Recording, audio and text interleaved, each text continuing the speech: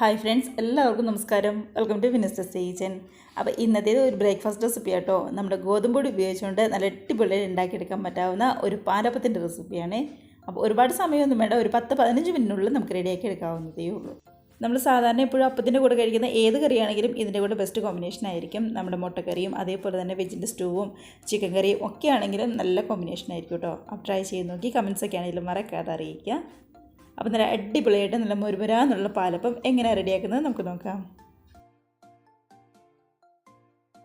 അതിനായിട്ട് ആദ്യം തന്നെ എല്ലാ ചേരുവകളും കൂടി നമ്മുടെ മിക്സർ ജാറിൽ ഒന്ന് അരച്ചെടുക്കുകയാണ് ചെയ്യുന്നത്. അപ്പോൾ അത്യാവശ്യം വലിപ്പമുള്ള ഒരു മിക്സർ ജാർ തന്നെ എടുക്കാനായിട്ട് ശ്രദ്ധിക്കുക.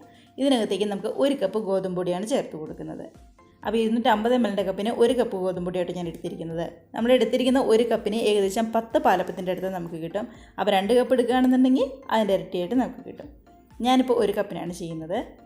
അപ്പോൾ എടുത്തിരിക്കുന്ന ഗോതമ്പ് പൊടിയുടെ കൂടെ തന്നെ 1 ടേബിൾ സ്പൂൺ അടുത്തേക്ക് റവയാണ് ചേർത്ത് കൊടുക്കുന്നത്. 1 കപ്പ് നമ്മുടെ ഗോതമ്പ് പൊടി എടുക്കുമ്പോൾ 1 ടേബിൾ സ്പൂൺ റവ ചേർത്ത് കൊടുക്കുക.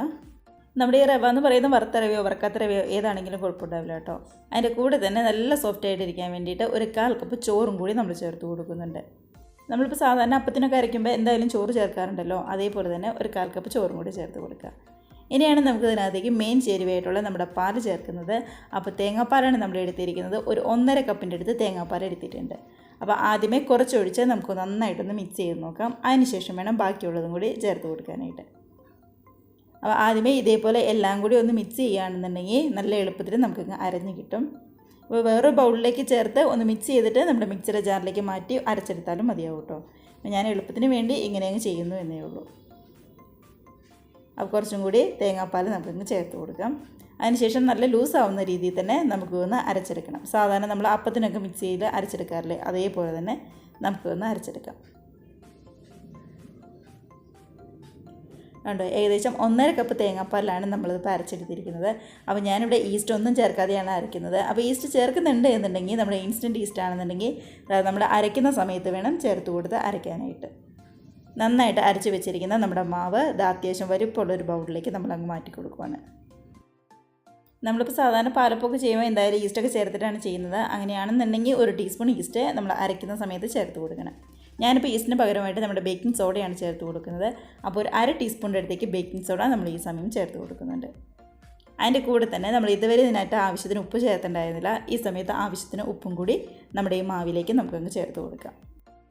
ഇനിയിപ്പോൾ നമ്മൾ ഈ ചേർത്തിരിക്കുന്ന ബേക്കിംഗ് സോഡയും അതേപോലെ തന്നെ ഉപ്പും ആ മാവുമായിട്ട് നല്ല രീതിയിൽ തന്നെ നമുക്ക് ഒന്ന് മിക്സ് ചെയ്തെടുക്കണം. അപ്പോൾ ഇത്രയേ ഉള്ളൂ നമ്മുടെ ഗോതമ്പ് പാലപ്പത്തിൻ്റെ മിക്സ് എന്ന് പറയുന്നത്.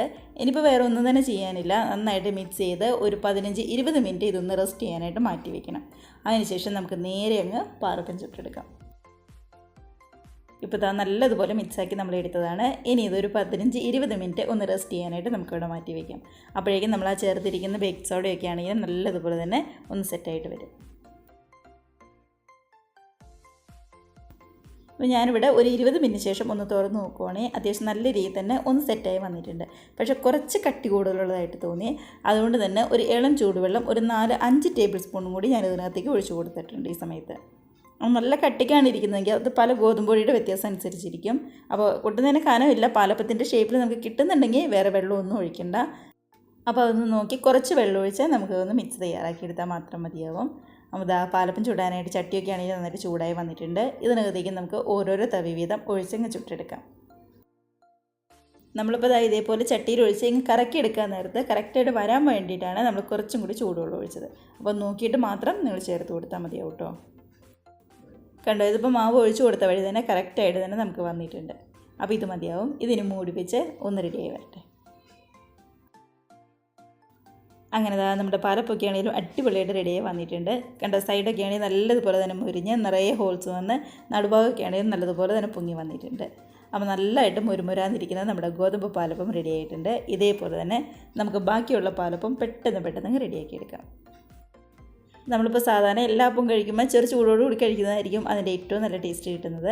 അപ്പോൾ ഇതും അതേപോലെ തന്നെ ട്രൈ ചെയ്ത് നോക്കാം കേട്ടോ. ബ്രേക്ക്ഫാസ്റ്റിനൊക്കെ ആണെങ്കിലും ഏറ്റവും സിമ്പിളായിട്ട് റെഡിയാക്കി എടുക്കാൻ പറ്റാവുന്ന ഒന്നും കൂടിയല്ലേ. നമ്മൾ കറി റെഡിയാക്കുന്ന സമയത്ത് ഇതങ്ങ് റെഡിയാക്കിയാൽ മതിയാവും. അതിനുവേണ്ടി പ്രത്യേകിച്ച് വലിയ ചിലവോ അല്ലാന്നുണ്ടെങ്കിൽ വലിയ പാടോ അങ്ങനെ ഒന്നും തന്നെയില്ല. ഒന്ന് റെസ്റ്റ് ചെയ്യാൻ വെക്കേണ്ട സമയം അത്ര മാത്രമേ ഉള്ളൂ. കണ്ടോ, ആ വെള്ളമൊക്കെ ചേർത്ത് കൊടുത്തുകൊണ്ടാണ് കറക്റ്റായിട്ട് നമ്മുടെ സൈഡൊക്കെ ആണെങ്കിലും മുരിഞ്ഞ് മുരുവനാന്ന് വന്നിരിക്കുന്നത്. അപ്പോൾ ഇത്രയേ ഉള്ളൂ നമ്മുടെ പാലപ്പത്തിൻ്റെ റെസിപ്പി എന്ന് പറയുന്നത്. എല്ലാവരും ഇതേപോലെ ട്രൈ ചെയ്ത് നോക്കി കമൻസൊക്കെ ആണെങ്കിലും മറക്കാതെ അറിയിക്കാം. അതേപോലെ തന്നെ വീഡിയോയ്ക്ക് ഇഷ്ടമായിട്ടുണ്ടെങ്കിൽ ഒന്ന് ലൈക്ക് അടിച്ച് മറ്റുള്ളവരിലേക്ക് കൂടി ഷെയറും കൂടി ചെയ്യാനായിട്ട് മറന്നു പോകരുത്. കൂടെ തന്നെ ആദ്യമായിട്ട് നമ്മുടെ ചാനൽ ആരെങ്കിലും കാണുന്നവരുണ്ടെങ്കിൽ റെസിപ്പിക്ക് ഇഷ്ടമായിട്ടുണ്ടെങ്കിൽ നമ്മുടെ ചാനലും കൂടി ഒന്ന് സബ്സ്ക്രൈബ് ചെയ്ത് സപ്പോർട്ട് ചെയ്യാം കേട്ടോ. അപ്പം നമുക്ക് ഇതേപോലുള്ള പുതിയ പുതിയ വീഡിയോസിൻ്റെ നല്ല അടിപൊളി റെസിപ്പീസൊക്കെ ആയിട്ട് വീണ്ടും കാണാം. അതുവരെ എല്ലാവരും നമ്മുടെ പാലപ്പൊക്കെ കഴിച്ച് നല്ല ഹാപ്പി ആയിട്ട് ഹെൽത്തി ആയിട്ട് സേഫ് ആയിട്ട് ഇരിക്കുക. ബൈ.